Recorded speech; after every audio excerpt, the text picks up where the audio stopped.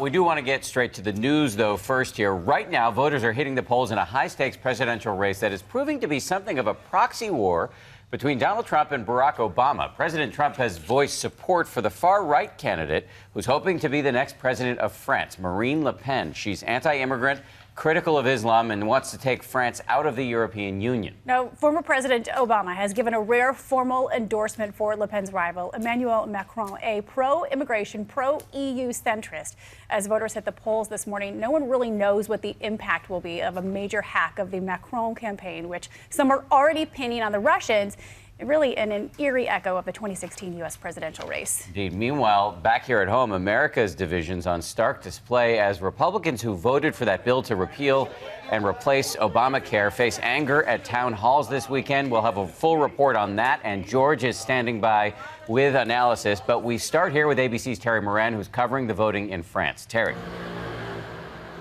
Good morning, Dan, from this polling station in central Paris. This is the most important election in France in decades, deciding the future of this country, maybe of Europe. And today will test the strength of that populist nationalist wave that took Britain out of the European Union in Brexit and put Donald Trump in the White House. So there's a lot at stake here, and French voters know it. This morning, across France, massive voter turnout as the French head to the polls to choose between two political outsiders. Emmanuel Macron, a 39-year-old former investment banker, a moderate. He's leading in polls by 20 points and more. His rival, Marine Le Pen, the far-right leader pushing a nationalist vision of protectionism, closed borders, and suppressing some Islamic practices. Both candidates come from outside the major parties here, a sign of deep dissatisfaction with politics as usual. The election today shadowed by a series of terrorist attacks and a nearly 10% unemployment rate.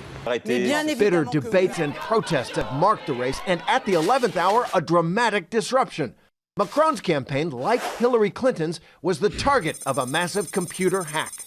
Macron's campaign confirming the hack, saying it primarily consists of personal and professional emails, but adding there are fakes and forgeries mixed in there too.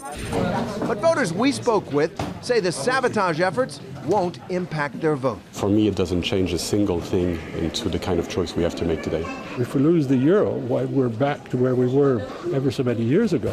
And American leaders are getting involved. Macron endorsed just days ago by former President Barack Obama. I am supporting Emmanuel Macron to lead you forward. And while President Trump says he will not explicitly endorse either candidate, he did declare that Le Pen is strongest on borders, and she's the strongest on what's been going on in France. So the whole world is watching. The bookies in London, they've made Emmanuel Macron an odds-on favorite, Le Pen a 15-1 underdog. Turnout will be key. The higher, the better for Macron, and so far, it looks like turnout is strong here. Dan and Paula? Terry, you are right. The world is watching. Thanks for your reporting from Paris.